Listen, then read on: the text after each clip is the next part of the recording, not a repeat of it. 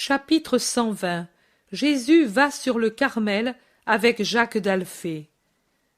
Évangélisez dans la plaine d'Esdraelon jusqu'à ce que je revienne parmi vous, commande Jésus aux apôtres au cours d'une sereine matinée, pendant qu'aux abords de Kison, ils consomment un peu de nourriture, du pain et des fruits. Les apôtres ne semblent pas très enthousiastes, mais Jésus les réconforte en leur donnant une ligne à suivre dans leur manière de se comporter, et il termine. Du reste, vous avez avec vous ma mère, elle vous sera d'un bon conseil. Allez chez les paysans de Giocana et cherchez pendant le sabbat à parler avec ceux de Doras. Donnez-leur des secours et réconfortez le grand-père de Margiam en lui donnant des nouvelles de l'enfant, en lui disant que pour les tabernacles nous lui amènerons. Donnez beaucoup, tout ce que vous avez, à ces malheureux, tout ce que vous savez, toute l'affection dont vous êtes capable, tout l'argent que nous avons. N'ayez pas peur. Il rentre comme il sort. Nous ne mourrons jamais de faim, même si nous ne vivons que de pains et de fruits.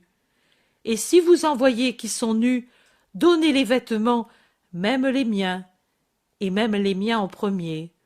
Nous ne resterons jamais nus. Et surtout, si vous trouvez des misères qui me cherchent, ne les dédaignez pas.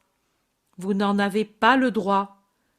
Adieu, mère, que Dieu vous bénisse tous par ma bouche. Allez en toute sécurité. Viens, Jacques. Tu ne prends même pas ton sac? Demande Thomas, en voyant que le Seigneur se met en route et ne le prend pas. Pas besoin, je serai plus libre pour cheminer. Jacques aussi laisse le sien, bien que sa mère se fût hâtée de le remplir de pain, de fromage et de fruits. Ils s'en vont en suivant pendant quelque temps la levée de terre du Kison, puis, attaquant les premières pentes qui mènent au Carmel, disparaissent à la vue de ceux qui sont restés. « Mère, nous sommes entre tes mains, guide-nous parce que nous ne sommes capables de rien, » reconnaît humblement Pierre. Marie a un sourire rassurant et elle dit « C'est très simple, vous n'avez qu'à obéir à ses ordres et tout ira bien. Allons. » Jésus monte avec son cousin Jacques et ne parle pas, et l'autre aussi ne parle pas. Jésus est concentré dans ses pensées. Jacques, qui se sent au seuil d'une révélation, est tout saisi d'un amour respectueux, d'une crainte spirituelle, et il regarde de temps en temps Jésus, qui a un sourire lumineux sur son visage solennel. Il le regarde comme il regarderait Dieu, non encore incarné et resplendissant de toute son immense majesté, et son visage qui ressemble tant à celui de saint Joseph, d'un brun qui ne dédaigne pas le rouge en haut de ses pommettes, devient pâle d'émotion, mais il respecte toujours le silence de Jésus. Par des raccourcis rapides, comme s'il ne voyait pas les bergers qui font paître leurs troupeaux dans les verts pâturages qui sont au-dessous des bois de chênes verts, de rouvres, de frênes et autres arbres de haute futée, ils ne cessent de monter, en effleurant de leurs manteaux les buissons glauques des genièvres et les buissons d'or des genêts, ou les touffes couleur d'émeraude parsemées de perles des myrtes, ou les rideaux mouvants des chèvrefeuilles et des clématites en fleurs. Ils montent, laissant derrière eux les bûcherons et les bergers, jusqu'à ce qu'ils rejoignent, après une marche fatigante, la crête de la montagne, ou plutôt un petit plateau adossé à une crête couronnée de rouvres géants, limité par une rangée d'arbres de haute futaie, auxquels servent de base les sommets des autres arbres de la côte, de sorte qu'il semble que le petit pré soit comme adossé à cet appui bruissant, isolé du reste de la montagne, que les frondaisons qui sont au-dessous empêchent de voir, avec, par derrière, le pic qui lance ses arbres vers le ciel, et au-dessus, le ciel découvert, et en face, l'horizon découvert qui rougit dans le crépuscule et s'arrête sur la mer tout enflammée. Une fissure ouverte dans la terre qui ne s'éboule pas seulement parce que les racines des rouvres géants la retiennent dans un filet qui les tient comme des tenailles, s'ouvre dans la corniche, tout juste assez large pour laisser passer un homme et qui ne soit pas corpulent. Un buisson ébouriffé semble la prolonger en s'étendant horizontalement à partir du flanc de la corniche. Jésus dit : Jacques, mon frère, nous resterons ici cette nuit, et malgré la grande fatigue de la chair, je te prie de passer la nuit en prière, la nuit et toute la journée de demain jusqu'à 7 heures. Une journée entière, ce n'est pas trop pour recevoir ce que je veux te donner. Jésus, Seigneur et mon Maître, je ferai toujours ce que tu veux, répond Jacques, qui était devenu encore plus pâle quand Jésus avait commencé à parler. Je le sais. Allons maintenant cueillir des mûres et des myrtilles pour notre estomac, et nous désaltérer à une source que j'ai entendue au-dessous. Laisse donc ton manteau dans la caverne, personne ne le prendra. Et avec son cousin, il contourne la corniche en cueillant des fruits sauvages des buissons du sous-bois, et puis, à quelques mètres plus bas, du côté opposé à celui qu'ils avaient utilisé pour monter, ils remplissent leurs gourdes, unique chose qu'ils avaient emportée avec eux, à une source bavarde qui débouche dans un fouillis de racines, et ils se lavent pour se rafraîchir de la chaleur encore forte malgré l'altitude. Puis, ils remontent à leur plateau, et pendant que l'atmosphère est toute rouge sur le sommet revêtu de soleil qui va disparaître à l'Occident, ils mangent ce qu'ils ont ramassé et boivent encore en se souriant comme deux enfants heureux ou comme deux anges. Peu de paroles, le souvenir de ceux qui sont restés dans la plaine, un cri d'admiration pour l'extrême beauté du jour, le nom des deux mères, rien de plus. Puis Jésus attire à lui son cousin, et celui-ci prend la pose habituelle de Jean, la tête appuyée sur le sommet de la poitrine de Jésus, une main abandonnée sur ses genoux, l'autre dans la main de son cousin, et ils restent ainsi pendant que le soir descend au milieu d'un grand pépiment d'oiseaux qui se retire dans le feuillage, d'un tintement de sonnailles qui s'éloigne et devient de plus en plus indistinct, et d'un léger bruissement du vent qui caresse les cimes en les rafraîchissant et en les animant après la chaleur inerte du jour, préludant à la rosée. Il reste ainsi longuement, et je crois que ce n'est qu'un silence des lèvres, alors que les esprits, plus que jamais actifs, nouent des conversations surnaturelles. Chapitre 121. Aimer parfaitement pour être saintement chef. C'est la même heure, mais le lendemain. Jacques, qui est encore retiré dans la fente de la montagne et assis tout pelotonné avec la tête penchée presque jusqu'aux genoux qui sont levés et qu'il tient avec ses bras, est dans une profonde méditation, ou bien il dort. Je ne me rends pas bien compte. Certainement, il est insensible à ce qui se passe autour de lui, c'est-à-dire au combat de deux gros oiseaux qui, pour quelque motif particulier, se battent férocement dans le petit pré. Je dirais que ce sont des coqs de montagne ou des coqs de bruyère ou des faisans, car ils ont la grosseur d'un jeune coq, des plumes de toutes les couleurs, mais ils n'ont pas de crête, seulement un petit casque de chair rouge comme du corail sur le sommet de la tête et sur les joues. Et je vous assure que si la tête est petite, le bec doit être comme une pointe d'acier. Les plumes volent en l'air et le sang coule par terre dans un fracas violent qui fait taire les sifflements, les trilles et les roulades dans les branches des arbres. Peut-être les oiseaux observent la joute féroce. Jacques n'entend rien. Jésus, au contraire, entend et descend du sommet où il était monté, et en battant des mains, sépare les combattants qui s'enfuient, sanglants, l'un vers la côte, l'autre au sommet d'un rouvre, et là remet en ordre ses plumes toutes hérissées et emmêlées. Jacques ne lève pas la tête, même au bruit fait par Jésus, qui, en souriant, fait encore quelques pas et s'arrête au milieu du petit pré. Son vêtement blanc semble se teinter de rouge du côté droit, tant est violent le rouge du crépuscule. On dirait vraiment que le ciel soit en feu. Et pourtant, Jacques ne doit pas dormir, car dès que Jésus susurre exactement, susurre « Jacques, viens ici », il lève sa tête appuyée sur ses genoux et défait l'enlacement de ses bras en se levant et en allant vers Jésus. Il s'arrête en face de lui, à 2 pas de distance, et le regarde. Jésus aussi le regarde, sérieux, et pourtant il encourage Jacques d'un sourire qui ne vient pas des lèvres ni du regard, et qui pourtant est visible.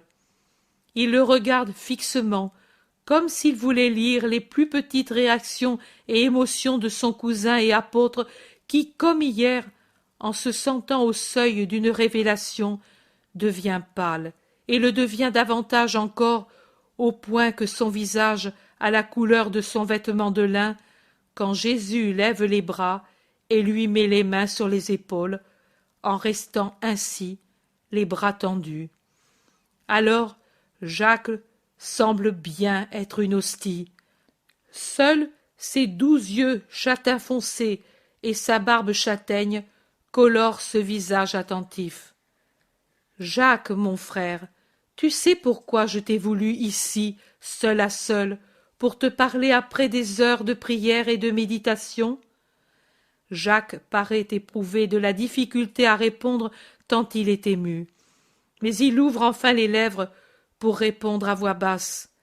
Pour me donner une instruction spéciale, ou pour l'avenir, ou parce que je suis le plus incapable de tous, je te remercie dès maintenant, même s'il s'agit d'un reproche.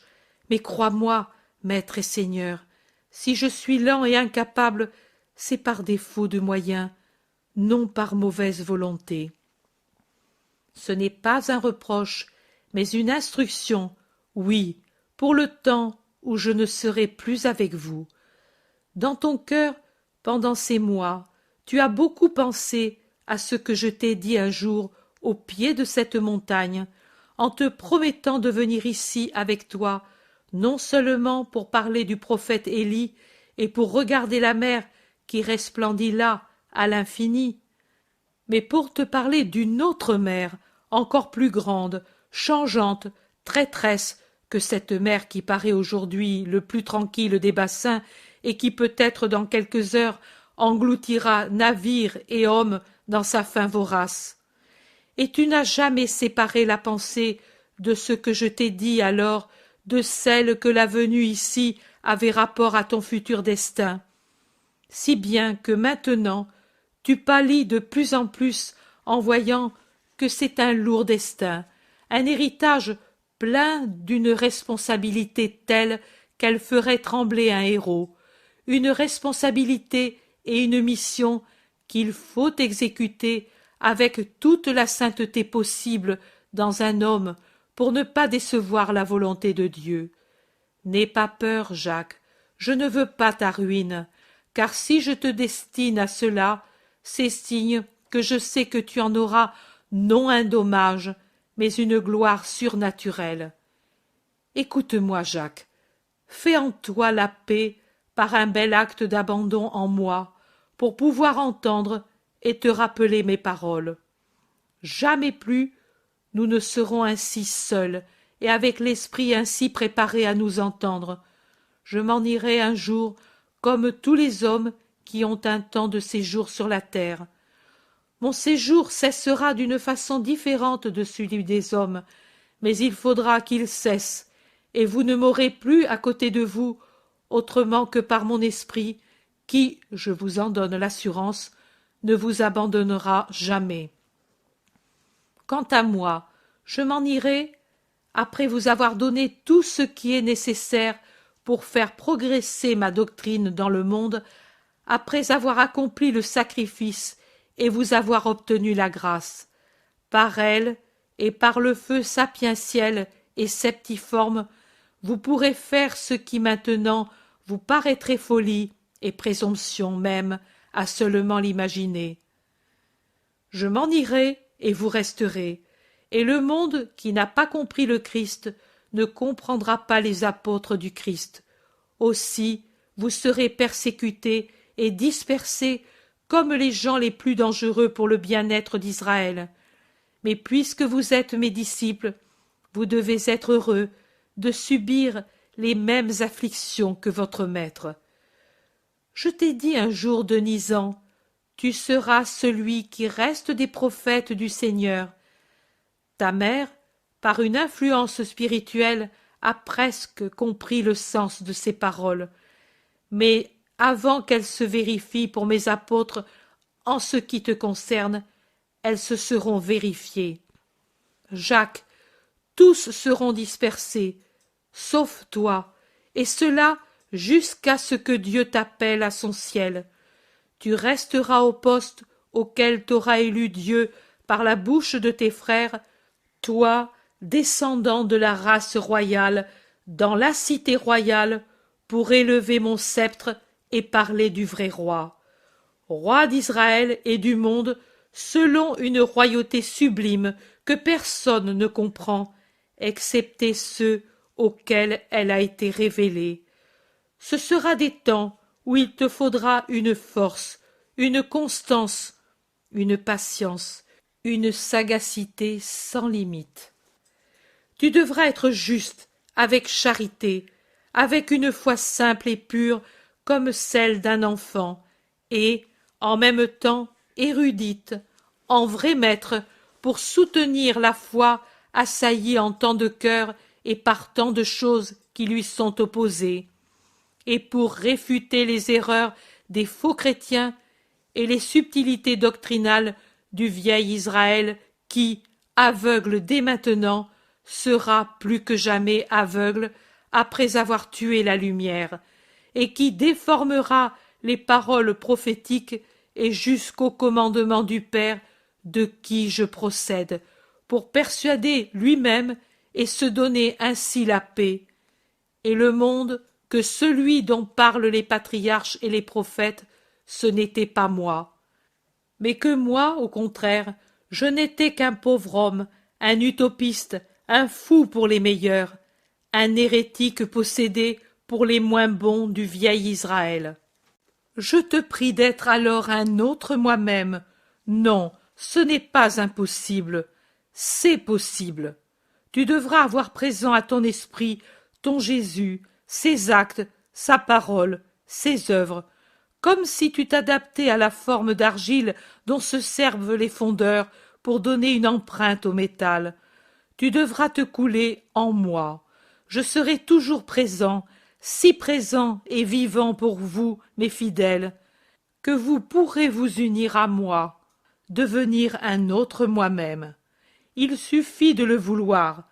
Mais toi qui as été avec moi dès la plus tendre enfance, et qui as eu la nourriture de la sagesse par les mains de Marie, avant de l'avoir par les miennes, toi qui es le neveu de l'homme le plus juste qu'a eu Israël, tu dois être un Christ parfait. Je ne peux pas, Seigneur. Donne cette charge à mon frère, donne-la à Jean, donne-la à Simon-Pierre, donne-la à l'autre Simon. Pas à moi, Seigneur. Pourquoi à moi? Qu'ai-je fait pour la mériter? Tu ne vois pas que je suis un bien pauvre homme qui ne peut qu'une seule chose, t'aimer tellement bien et croire fermement à tout ce que tu dis? Jude a un tempérament trop entier. Il fera très bien là où il s'agit d'abattre le paganisme, pas ici où il faudra amener au christianisme des gens qui, étant déjà le peuple de Dieu, se croient absolument dans le juste, pas ici où il faudra convaincre tous ceux qui, croyant en moi, seront déçus par le déroulement des événements, les convaincre que mon royaume n'est pas de ce monde, mais que ce royaume est tout spirituel, un royaume des cieux dont la préparation est une vie chrétienne, c'est-à-dire une vie où les valeurs prépondérantes sont celles de l'esprit. La conviction s'obtient par une ferme douceur. Malheur à celui qui sautera à la gorge des gens pour les persuader. Ceux qui seront assaillis diront « oui » sur le moment, pour se dégager de l'étreinte, mais ensuite ils s'enfuiront sans plus vouloir se retourner, sans plus vouloir accepter de discuter, s'il ne s'agit pas de pervers, mais seulement de dévoyés, fuyant pour aller s'armer et donner la mort à ceux qui veulent les convaincre de doctrines différentes des leurs, s'il s'agit de pervers ou seulement de fanatiques. Et tu seras entouré de fanatiques, fanatiques parmi les chrétiens, fanatiques parmi les Israélites. Les premiers voudront de toi des actes de violence ou la permission, au moins, de les accomplir, car le vieil Israël, avec ses intransigeances et ses restrictions, agitera encore en eux sa queue vénéneuse. Les seconds marcheront contre toi, et les autres, comme dans une guerre sainte, pour défendre l'ancienne foi, ses symboles, ses cérémonies, et tu seras au milieu de cette mer en tempête. Tel est le sort des chefs, et tu seras le chef de ceux qui seront dans la Jérusalem christianisés par ton Jésus. Tu devras savoir aimer parfaitement pour pouvoir être chef saintement. Ce ne sont pas les armes et les anathèmes, mais ton cœur que tu devras opposer aux armes et aux anathèmes des Juifs. Ne te permets jamais d'imiter les pharisiens en considérant les gentils comme du fumier. C'est aussi pour eux que je suis venu, parce que, en vérité, pour le seul Israël aurait été disproportionné l'anéantissement de Dieu en une chair pouvant endurer la mort. S'il est vrai que mon amour m'aurait fait m'incarner avec joie, même pour le salut d'une seule âme, la justice, qui fait partie de Dieu, impose que l'infini s'anéantisse pour une infinité, le genre humain. Tu devras aussi être doux avec eux, pour ne pas les éloigner, te bornant à être inébranlable dans la doctrine, mais condescendant pour les autres formes de vie qui ne sont pas semblables aux nôtres, et toutes matérielles, mais sans blesser l'esprit. Tu auras beaucoup à combattre avec les frères pour cela, parce qu'Israël est tout enveloppé de pratiques, toutes extérieures, toutes inutiles, parce qu'elles ne changent pas l'esprit. Toi, au contraire, sois et enseigne aux autres à être uniquement préoccupés de l'esprit. Ne prétends pas que les gentils changent tout de suite leurs habitudes. Toi aussi, tu ne changeras pas d'un seul coup les tiennes. Ne reste pas ancré à ton écueil, car pour recueillir en mer les épaves et les amener au chantier pour les réformer à une nouvelle vie, il faut naviguer et ne pas rester sur place. Et tu dois aller à la recherche des épaves. Il y en a tant dans la gentilité et aussi en Israël. Au bout de la mer immense, il y a Dieu qui ouvre ses bras à toutes ses créatures, qu'elles soient riches de leur origine sainte, comme les Israélites, ou bien pauvres parce que païennes. J'ai dit, vous aimerez votre prochain. Le prochain, ce n'est pas seulement le parent ou le compatriote, c'est votre prochain aussi, l'homme hyperboréen, dont vous ne connaissez pas l'aspect. C'est votre prochain aussi, celui qui, à cette heure, regarde une aurore dans des pays qui vous sont inconnus, ou qui parcourt les neiges des chaînes fabuleuses de l'Asie, ou qui boit à un fleuve qui s'ouvre un lit au milieu des forêts inconnues du centre africain. Et s'il venait à toi un adorateur du soleil, ou bien quelqu'un qui a pour Dieu le crocodile vorace, ou quelqu'un qui se croit le sage réincarné, qui a su voir la vérité, mais sans en atteindre la perfection ni la donner comme salut à ses fidèles, ou bien un habitant dégoûté de Rome ou d'Athènes qui vient te demander la connaissance de Dieu. Tu ne peux pas et ne dois pas leur dire « Je vous chasse », car ce serait une profanation de vous amener à Dieu. Aie présent à ton esprit qu'eux ne savent pas, alors qu'Israël sait. Et pourtant, en vérité, beaucoup en Israël sont et seront plus idolâtres et plus cruels que l'idolâtre le plus barbare qui soit au monde. Et ce n'est pas à telle ou telle idole qu'ils sacrifieront des victimes humaines, mais à eux-mêmes, à leur orgueil, avide de sang, après qu'en eux se sera allumée une soif inextinguible qui durera jusqu'à la fin des siècles. Seul le fait de boire de nouveau et avec foi ce qui a allumé cette soif atroce pourrait l'éteindre. Mais alors, ce sera aussi la fin du monde, car les derniers à dire « Nous croyons que tu es Dieu et Messie » seront les Israélites, malgré toutes les preuves que j'ai données et que je donnerai de ma divinité. Tu veilleras et feras attention à ce que la foi des chrétiens ne soit pas vaine. Elle serait vaine si elle n'était que paroles ou pratiques hypocrites. C'est l'esprit qui vivifie. L'esprit manque dans une pratique machinale ou pharisaïque qui n'est qu'une foi feinte et non pas la vraie foi. À quoi servirait à l'homme de chanter des louanges à Dieu dans l'assemblée des fidèles si ensuite toute sa conduite est une insulte à Dieu qui ne se rend pas le jouet du fidèle, mais dans sa paternité conserve toujours ses prérogatives de Dieu et de roi? Veille et surveille pour que personne ne prenne une place qui n'est pas la sienne. Dieu vous donnera la lumière selon votre situation. Dieu ne vous fera pas manquer de lumière, à moins que la grâce ne se trouve éteinte en vous par le péché. Beaucoup aimeront s'entendre appeler maître. Il n'y a qu'un maître, celui qui te parle, et une seule maîtresse, l'Église qui le perpétue. Dans l'Église seront maîtres ceux qui seront consacrés par une charge spéciale à l'enseignement.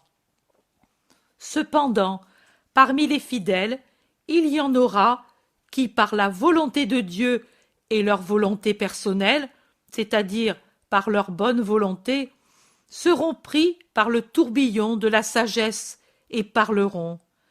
Il y en aura d'autres qui, sans être sages par eux-mêmes, mais dociles comme instruments entre les mains de l'artiste, parleront au nom de l'artiste en répétant comme de braves enfants ce que le Père leur dit de dire, même sans comprendre toute la portée de ce qu'ils disent.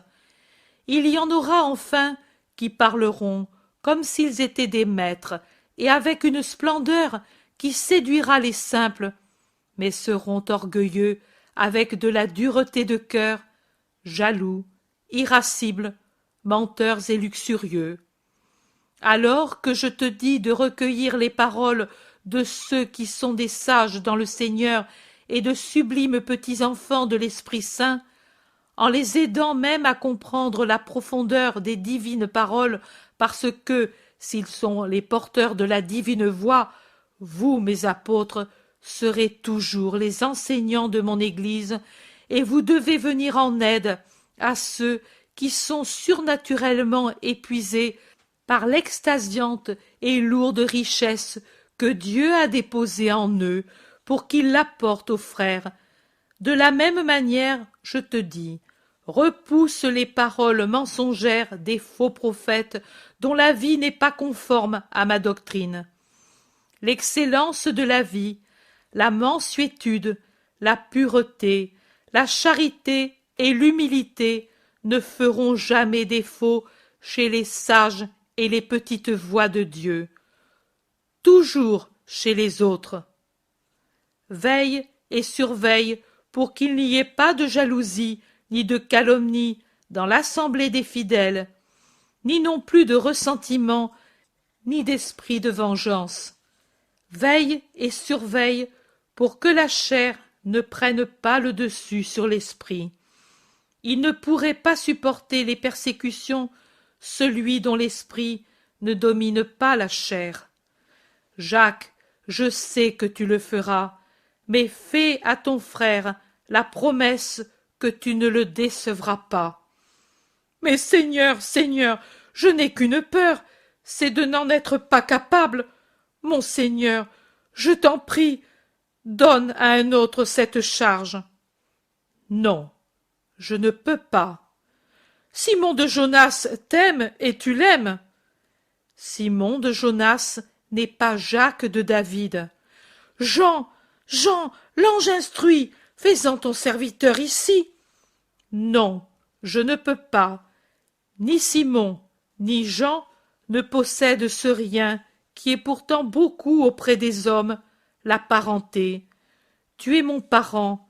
Après m'avoir méconnu, la meilleure partie d'Israël cherchera à avoir son pardon auprès de Dieu et auprès d'elle-même en cherchant à connaître le Seigneur qu'ils auront maudit à l'heure de Satan, et il leur semblera avoir le pardon et par conséquent la force de se mettre sur mon chemin s'il y a à ma place quelqu'un de mon sang.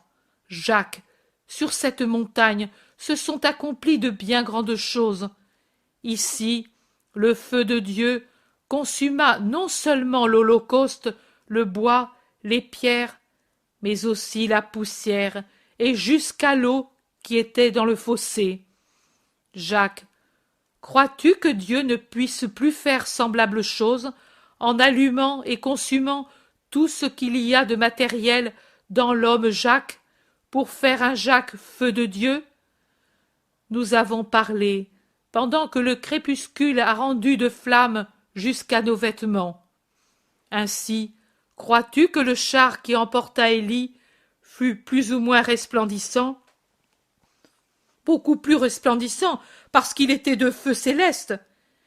Et pense alors à ce que deviendra le cœur quand il sera devenu feu, parce qu'il aura Dieu en lui, car Dieu veut qu'il perpétue son verbe dans la prédication de la nouvelle du salut. Mais toi, Verbe de Dieu, Verbe éternel, pourquoi ne restes-tu pas? Parce que je suis Verbe et chair. Comme Verbe, je dois instruire, et comme chair, racheter. Ô mon Jésus, mais comment rachèteras-tu? À la rencontre de quoi vas-tu? Jacques, rappelle-toi les prophètes.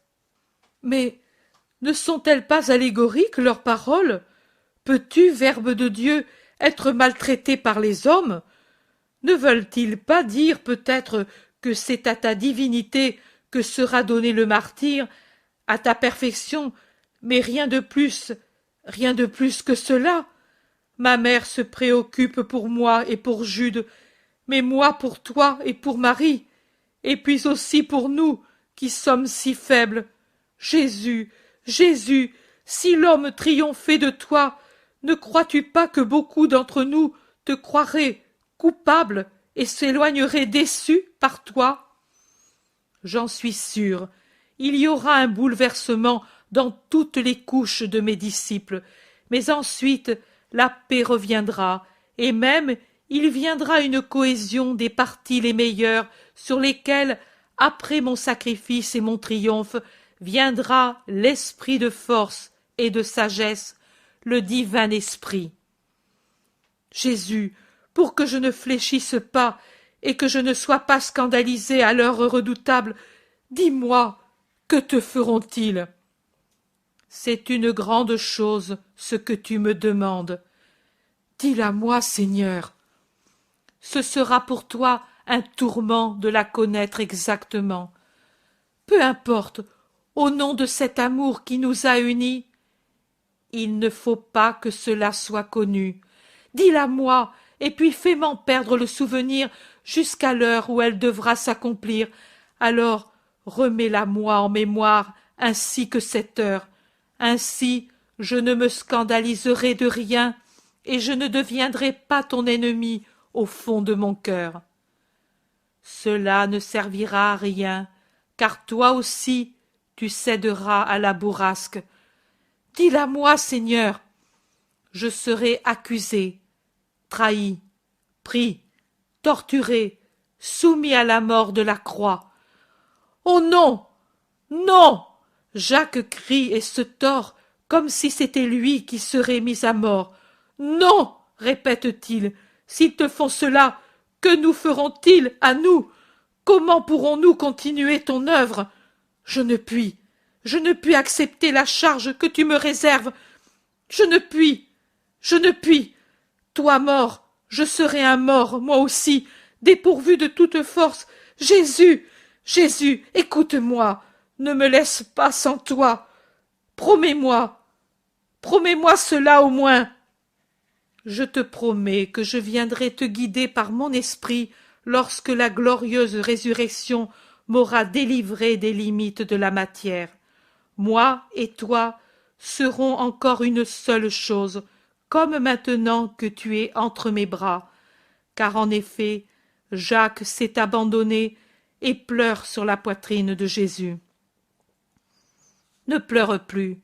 Sortons de cette heure d'extase, lumineuse et pénible, comme quelqu'un qui sort des ombres de la mort, se souvenant de tout, sauf ce que c'est que mourir, effroi qui vous glace et dure une minute, et qui, comme un fait accompli, dure pendant des siècles. Viens, je t'embrasse ainsi pour t'aider à oublier la charge de ma destinée d'homme. Tu en retrouveras le souvenir au moment voulu, comme tu l'as demandé. Tiens, je te baise sur ta bouche qui devra répéter ma parole aux gens d'Israël, et sur ton cœur qui devra aimer comme je l'ai dit, et ici, sur ta tempe, où la vie cessera en même temps que la dernière parole d'affectueuse foi en moi. De même que je viendrai, frère que j'aime, près de toi, dans les assemblées des fidèles, aux heures de méditation, aux heures de danger, à l'heure de la mort. Personne, et pas même ton ange, ne recueillera ton âme, mais moi, dans un baiser, ainsi.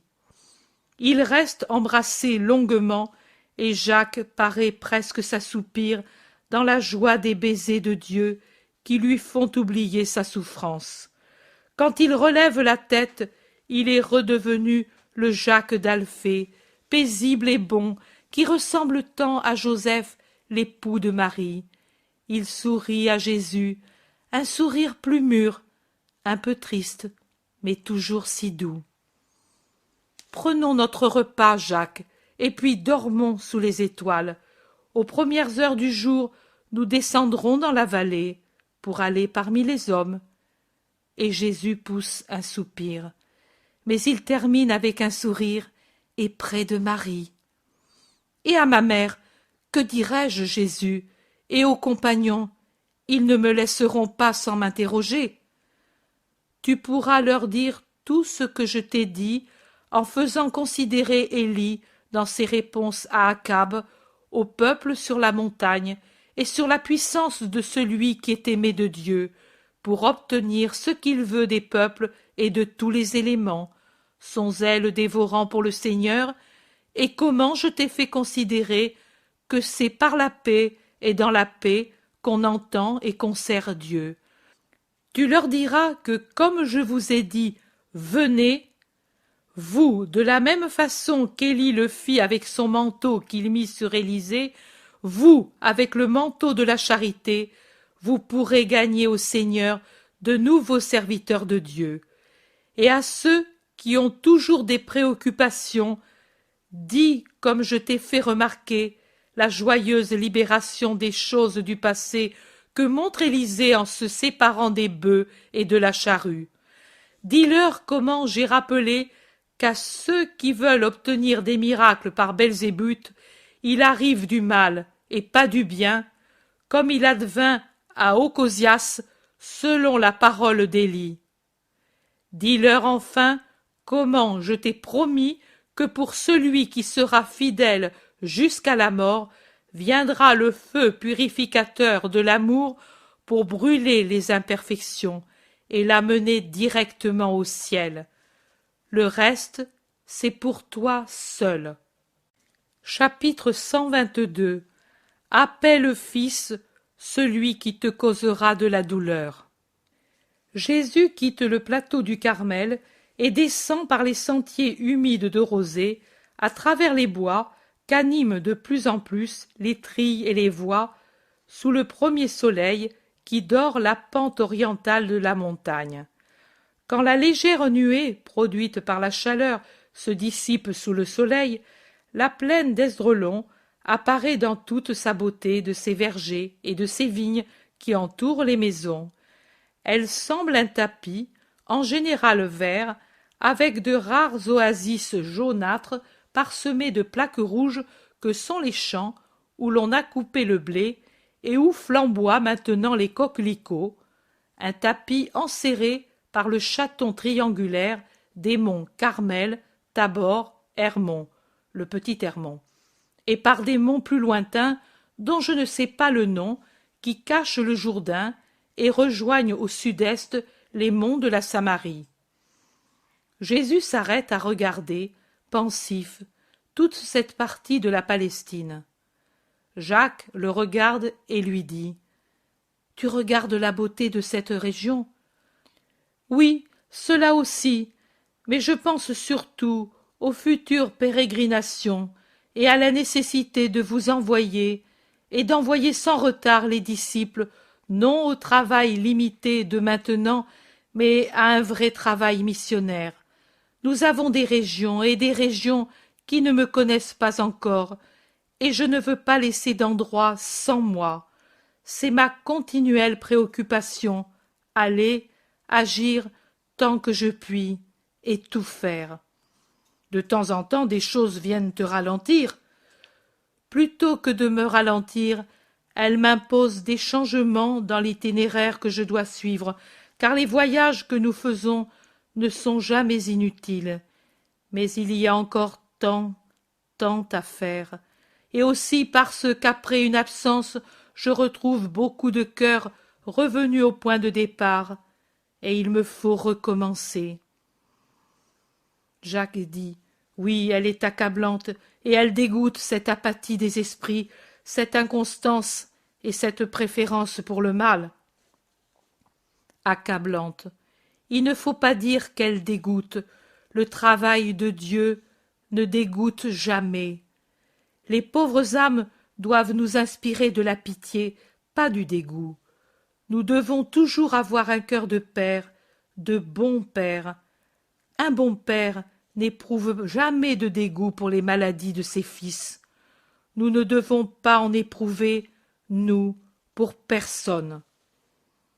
Jésus, me permets-tu de te poser des questions ? Moi, cette nuit aussi, je n'ai pas dormi, mais j'ai beaucoup réfléchi en te regardant dormir. Dans ton sommeil, tu sembles si jeune. Frère, tu souriais, la tête appuyée sur ton bras, repliée par-dessous, tout à fait comme un enfant. Je te voyais bien sous la lune si lumineuse de cette nuit. Je réfléchissais, et beaucoup de questions me sont venues au cœur. Dis-les.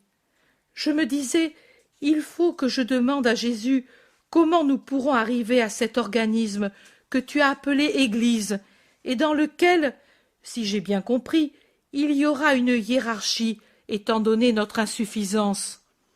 Nous diras-tu tout ce que nous devrons faire, ou devrons-nous le faire par nous-mêmes ? Moi, quand ce sera le moment, je vous indiquerai le chef de celle-ci. Pas davantage. Pendant ma présence parmi vous, je vous ai déjà indiqué les différentes catégories avec les différences entre apôtres et disciples, hommes et femmes. En effet, elles s'imposent. Cependant, de même que je veux chez les disciples respect et obéissance aux apôtres, je veux que les apôtres aient amour et patience à l'égard des disciples. Et que devrons-nous faire? Toujours et seulement te prêcher? C'est l'essentiel. Puis vous devrez en mon nom absoudre et bénir, ramener à la grâce, administrer les sacrements que j'instituerai. Que sont ces choses? Ce sont des moyens surnaturels et spirituels, appliqués aussi avec des moyens matériels, employés pour persuader les hommes que le prêtre fait réellement quelque chose. Tu vois que l'homme, s'il ne voit pas, ne croit pas. Il a toujours besoin de quelque chose qui lui dise qu'il y a quelque chose. Pour ce motif, quand je fais des miracles, j'impose les mains, ou je mouille avec de la salive, ou je donne une bouchée de pain trempé. Je pourrais faire un miracle par ma seule pensée. Mais crois-tu qu'alors les gens diraient « Dieu a fait le miracle ?» Ils diraient « Il est guéri parce que c'était le moment de guérir », et ils en attribueraient le mérite au médecin, au remède, à la résistance physique du malade. Ce sera la même chose pour les sacrements, des formes du culte pour administrer la grâce ou la rendre ou la fortifier chez les fidèles. Jean, par exemple, se servait de l'immersion dans l'eau pour représenter la purification des péchés. En réalité, plus que l'eau qui lavait les membres, était utile la mortification de se reconnaître impur pour les péchés commis.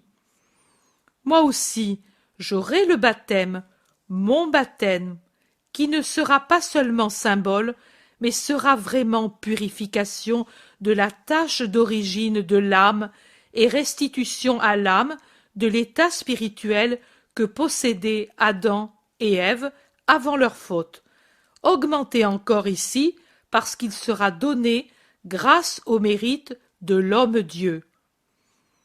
Mais l'eau ne descend pas sur l'âme est spirituelle. Qui la saisit dans le nouveau-né ou l'adulte ou le vieillard? Personne. Tu vois que tu admets que l'eau est un moyen matériel sans effet sur une chose spirituelle? Ce ne sera donc pas l'eau, mais la parole du prêtre, membre de l'Église du Christ, consacré à son service, ou d'un autre vrai croyant, qui dans des cas exceptionnels le remplace, qui opérera le miracle de la rédemption de la faute d'origine du baptisé. C'est bien, mais l'homme est pécheur aussi de lui-même, et les autres péchés, qui les enlèvera? Toujours le prêtre, Jacques. Si c'est un adulte, en même temps que la faute d'origine, disparaîtront les autres fautes. Si l'homme est déjà baptisé et revient au péché, le prêtre l'absoudra au nom de Dieu, un et trin, et grâce au mérite du Verbe incarné, comme je le fais pour les pécheurs. Mais toi tu es saint, nous, vous devez être saints, parce que vous touchez des choses saintes et administrez ce qui est à Dieu. Alors nous baptiserons plusieurs fois le même homme, comme fait Jean qui accorde l'immersion dans l'eau autant de fois que quelqu'un vient à lui. Jean, dans son baptême, ne purifie que par l'humilité de celui qui s'immerge. Je te l'ai déjà dit. Vous ne rebaptiserez pas quelqu'un qui est déjà baptisé, sauf dans le cas où il l'a été avec une formule non apostolique, mais schismatique, auquel cas on peut administrer un second baptême après une demande précise de celui qui doit être baptisé, s'il est adulte, de vouloir l'être, et une nette déclaration qu'il veut faire partie de la véritable Église. Les autres fois, pour rendre l'amitié de Dieu et pour être en paix avec lui, vous vous servirez de la parole du pardon unie au mérite du Christ, et l'âme, venue à vous avec un vrai repentir et une humble accusation, sera absoute. Et si quelqu'un est malade au point de ne pouvoir se déplacer, mourra-t-il alors dans le péché? À la souffrance de l'agonie, ajoutera-t-il celle de la peur du jugement de Dieu? Non, le prêtre ira trouver le mourant et l'absoudra. Il lui donnera même une forme plus large d'absolution, non pas globale, mais pour chaque organe des sens par lequel l'homme arrive généralement à pécher. Nous avons en Israël l'huile sainte, composée suivant la règle donnée par le Très-Haut et avec laquelle on consacre l'autel, le pontife, les prêtres et les rois. L'homme est vraiment un autel, et il devient roi par son élection au siège du ciel. Il peut donc être consacré avec l'huile de l'onction. L'huile sainte sera prise avec d'autres parties du culte israélite et employée dans mon Église, bien qu'avec d'autres emplois, parce que, en Israël, tout n'est pas mal et ne doit pas être répudié, mais au contraire, il y aura beaucoup de souvenirs des usages anciens dans mon Église. Et l'un d'eux sera l'huile de l'onction, employée aussi dans l'Église pour consacrer l'autel, les pontifes et toutes les hiérarchies ecclésiastiques, toutes, et pour consacrer les rois et les fidèles quand ils deviendront les princes héritiers du royaume, ou bien quand ils auront besoin d'une aide très grande pour comparaître devant Dieu avec les membres et les sens purifiés de toute faute. La grâce du Seigneur secourra l'âme et même le corps, s'il plaît à Dieu, pour le bien du malade. Le corps, bien des fois, ne réagit pas à la maladie, même à cause des remords qui troublent sa paix et de l'action de Satan, qui, par cette mort, espère gagner une âme pour son royaume et même porter les survivants au désespoir. Le malade passe de l'étreinte satanique et du trouble intérieur à la paix par la certitude du pardon de Dieu qui lui obtient aussi l'éloignement de Satan. Et comme le don de la grâce était accompagné chez les premiers parents de celui de l'immunité des maladies et de toutes sortes de douleurs, le malade rendu à la grâce aussi grande que celle d'un nouveau-né baptisé par mon baptême peut obtenir aussi la victoire sur la maladie, aidé aussi par la prière de ses frères dans la foi, qui sont dans l'obligation d'avoir de la pitié envers le malade, pitié non seulement corporelle, mais surtout spirituelle, visant à obtenir le salut physique et spirituel du frère. La prière est déjà une forme de miracle, Jacques. La prière d'un juste, tu l'as vu chez Élie, a tant de puissance. Je te comprends peu, mais ce que je comprends me remplit de respect pour le caractère sacerdotal de tes prêtres. Si je te comprends bien, nous aurons avec toi beaucoup de points communs, la prédication, l'absolution, le miracle. 3 sacrements, donc. Non, Jacques, la prédication et le miracle ne sont pas des sacrements, mais il y aura davantage de sacrements. 7. Comme le candélabre sacré du temple et les dons de l'esprit d'amour. Et en vérité, les sacrements sont des dons, et ce sont des flammes, données pour que l'homme brûle devant le Seigneur dans les siècles des siècles. Il y aura aussi le sacrement pour les noces de l'homme, celui qui est représenté dans le symbole des noces saintes de Sarah, de Raguel, délivrée du démon. Il donnera aux époux tous les secours pour une sainte vie commune selon les lois et les désirs de Dieu. L'époux et l'épouse deviennent aussi les ministres d'un rite, celui de la procréation. Le mari et la femme deviennent aussi les prêtres d'une petite église, la famille. Ils doivent par conséquent être consacrés pour procréer avec la bénédiction de Dieu et pour élever une descendance dans laquelle on bénit le nom très saint de Dieu. Et nous, les prêtres, qui nous consacrera? Moi, avant de vous quitter, vous ensuite consacrerez les successeurs et ceux que vous vous agrégerez pour propager la foi chrétienne. Jacques l'interroge. Toi, tu nous apprendras, n'est-ce pas? Moi, et celui que je vous enverrai. Cette venue aussi sera un sacrement, donnée volontairement par Dieu très saint dans sa première épiphanie, donnée ensuite par ceux qui auront reçu la plénitude du sacerdoce.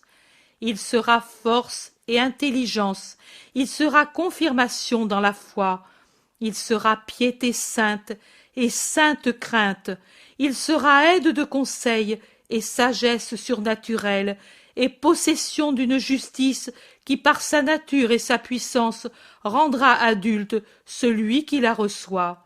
Mais tu ne peux pour le moment le comprendre, lui-même te le fera comprendre, lui, le divin Paraclet, l'amour éternel, quand vous serez arrivé au moment de le recevoir en vous.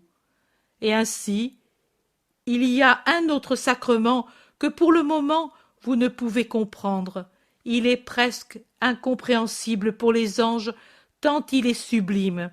Et pourtant, vous, simple homme, le comprendrez par la force de la foi et de l'amour.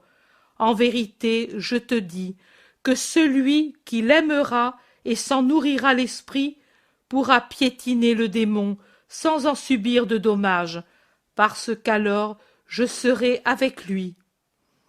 Tâche de te souvenir de ces choses, frère. À toi, il appartiendra de les dire à tes compagnons et aux fidèles de très nombreuses fois. Vous, alors, les saurez déjà par ministère divin. Mais tu pourras dire, il me l'a dit un jour en descendant du Carmel. Il m'a tout dit parce que j'étais dès ce moment destiné à être le chef de l'Église d'Israël. Voici une autre question. J'y pensais cette nuit, mais faut-il que ce soit moi qui dise aux compagnons « Je serai le chef ici » ? Cela ne me plaît pas. Je le ferai si tu me le commandes, mais cela ne me plaît pas. Ne crains pas, l'Esprit Paraclet descendra sur tous et vous donnera des pensées saintes. Vous aurez tous les mêmes pensées pour la gloire de Dieu dans son Église. Et il n'y aura plus ces discussions si déplaisantes qu'il y a maintenant. Même Judas de Simon ne sera plus une cause de désaccord. Il ne le sera plus, sois tranquille, mais des divergences, il y en aura encore. C'est pour cela que je t'ai dit, veille et surveille sans jamais te lasser en faisant jusqu'au bout ton devoir. Encore une question, monseigneur. En temps de persécution, comment dois-je me comporter? Il semble, d'après ce que tu dis, que je doive rester seul des 12. Les autres, donc, s'en iront pour fuir la persécution? Et moi?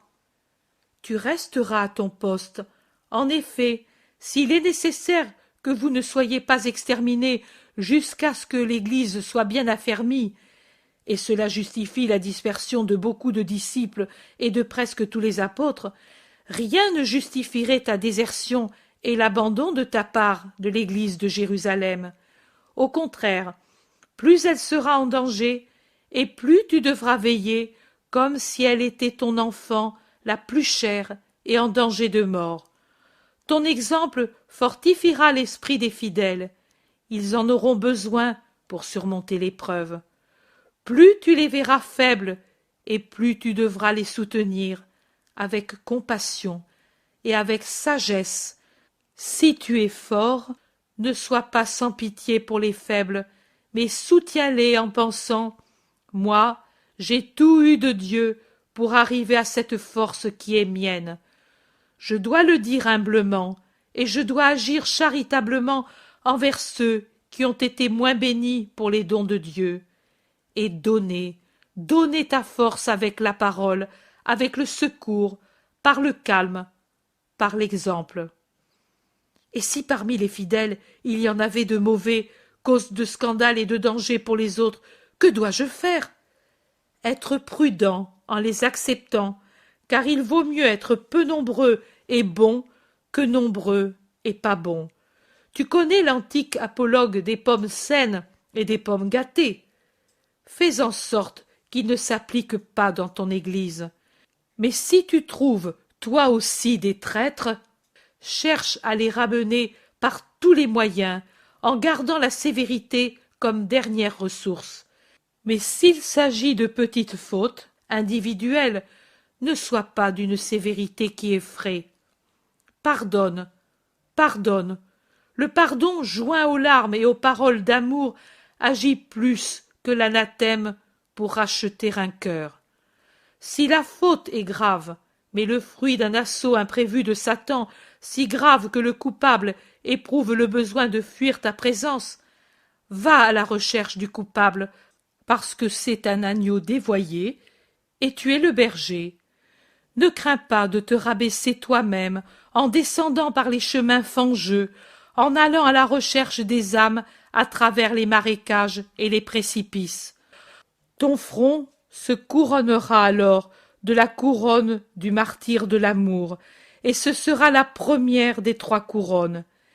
Et si toi-même tu es trahi, comme l'ont été le Baptiste et tant d'autres, parce que tout saint a son traître, pardonne, plus à lui qu'à aucun autre.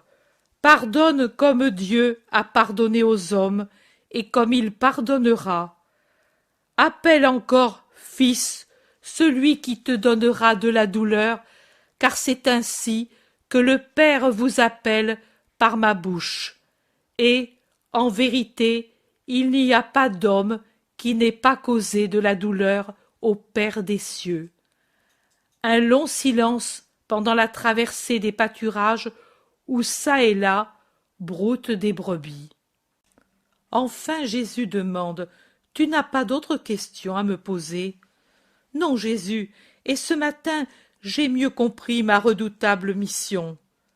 Parce que tu es moins bouleversé qu'hier. Quand ce sera ton heure, tu seras encore plus en paix, et tu comprendras mieux encore. Je me rappellerai toutes ces choses, toutes sauf... Quoi, Jacques?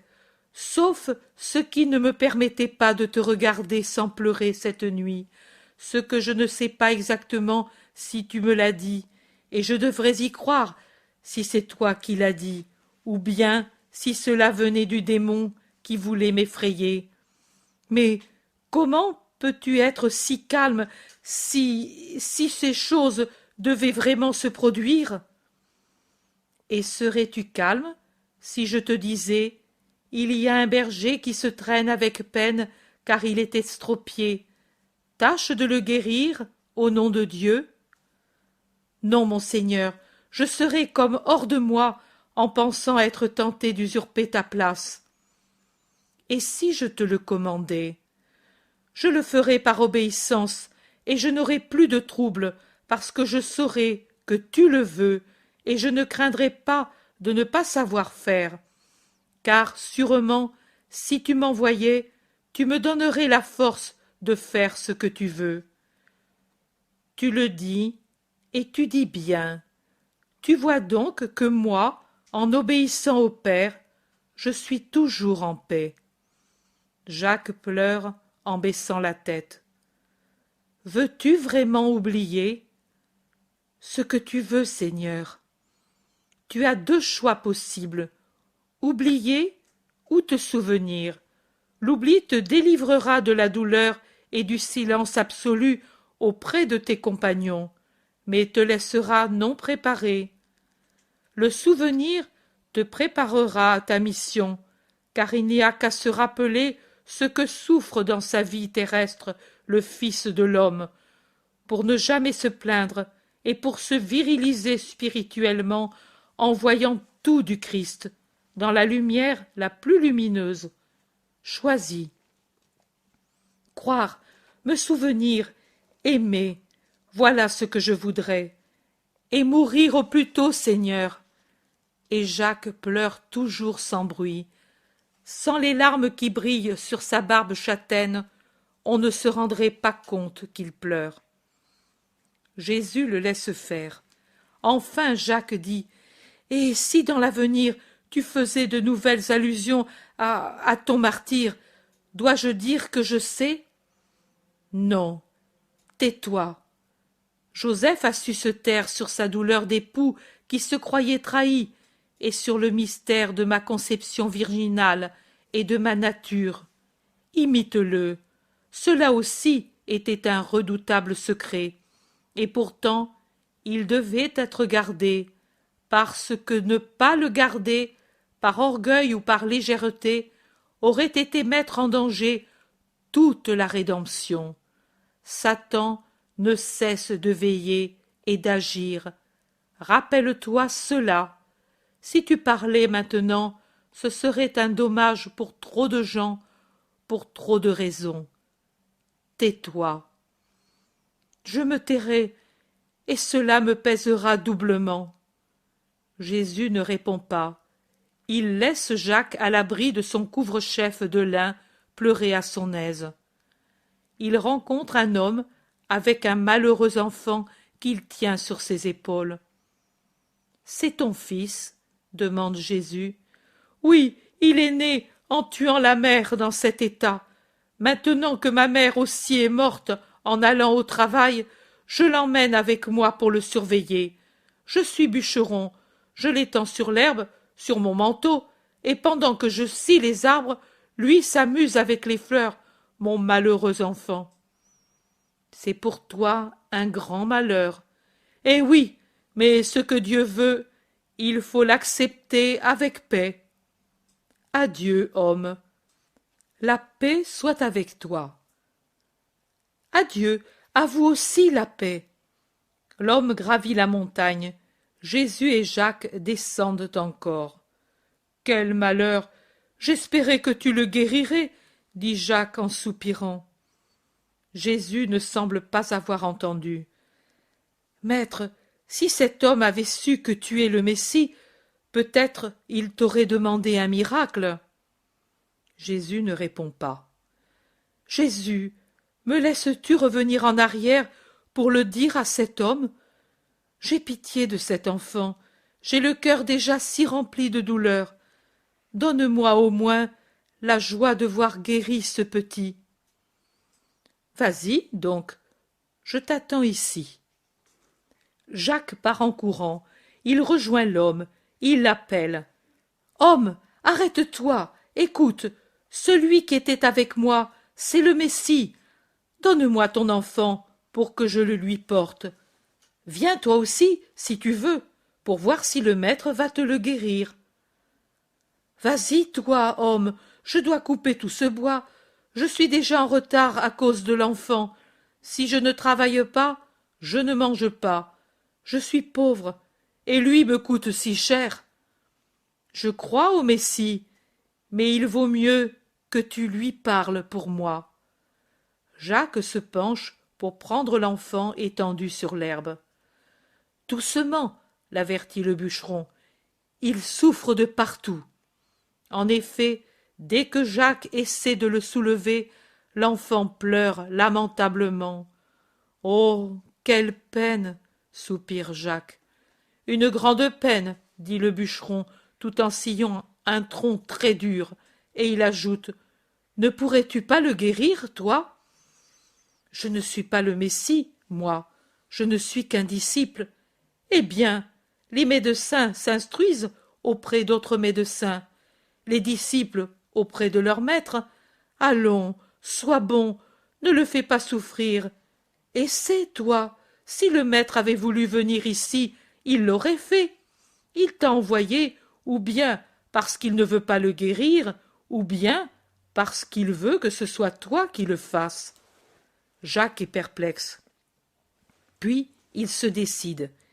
Il se redresse et prie comme il le voit faire à son Jésus, et puis il commande. Au nom de Jésus-Christ, Messie d'Israël et Fils de Dieu, sois guéri. Et tout de suite après, il s'agenouille en disant.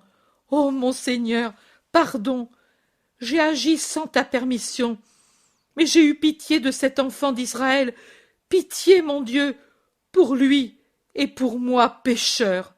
Et il pleure abondamment, penché sur l'enfant étendu. Les larmes tombent sur les petites jambes tordues et inertes. Jésus débouche du sentier, mais personne ne le voit car le bûcheron travaille. Jacques pleure. L'enfant le regarde avec curiosité et puis tendrement demande Pourquoi pleures-tu? Et il tend une menotte pour le caresser, et sans s'en apercevoir, il s'assoit seul, se lève et embrasse Jacques pour le consoler. C'est le cri de Jacques qui fait se retourner le bûcheron, qui voit son enfant debout sur ses jambes qui ne sont plus mortes ni tordues. Et en se retournant, il voit Jésus. Le voilà, le voilà, crie-t-il en désignant par derrière Jacques. Jacques se tourne et voit Jésus qui le regarde avec un visage éclairé par la joie. Maître, maître, je ne sais pas comment cela s'est fait. La pitié, cet homme, ce petit, pardon. Lève-toi, les disciples ne sont pas plus que le maître, mais ils peuvent faire ce que fait le maître quand ils le font pour un motif saint. Lève-toi et viens avec moi. Soyez bénis tous les deux, et souvenez-vous que même les serviteurs de Dieu font les œuvres du Fils de Dieu. Et il s'en va, en entraînant avec lui Jacques qui ne cesse de dire « Mais comment ai-je pu? Je ne comprends pas encore. Avec quoi ai-je fait le miracle en ton nom? » Par ta pitié, Jacques, par ton désir de me faire aimer par cet innocent et par cet homme qui croyait et doutait en même temps. Jean, près de Jamnia, a fait un miracle par amour en guérissant un mourant par une onction et la prière. Ici, tu as guéri par tes pleurs et ta pitié, et par ta confiance en mon nom. Tu vois comme c'est une chose paisible de servir le Seigneur quand il y a dans le disciple une intention droite? Maintenant marchons vite, car cet homme nous suit. Ce n'est pas bien que tes compagnons soient informés de cela. Pas encore. Bientôt je vous enverrai en mon nom. Jésus pousse un grand soupir. Comme Judas de Simon brûle de le faire. Jésus soupire de nouveau. Et vous le ferez, mais ce ne sera pas pour tous un bien. Vite, Jacques, Simon-Pierre, ton frère et aussi les autres souffriraient de savoir cela comme d'une partialité. Mais ce n'est pas cela. Il s'agit de préparer parmi vous 12 quelqu'un qui sache guider les autres. Descendons dans le lit couvert de feuilles de ce torrent. Nous ferons perdre nos traces. Cela te déplaît pour l'enfant? Oh, nous le retrouverons.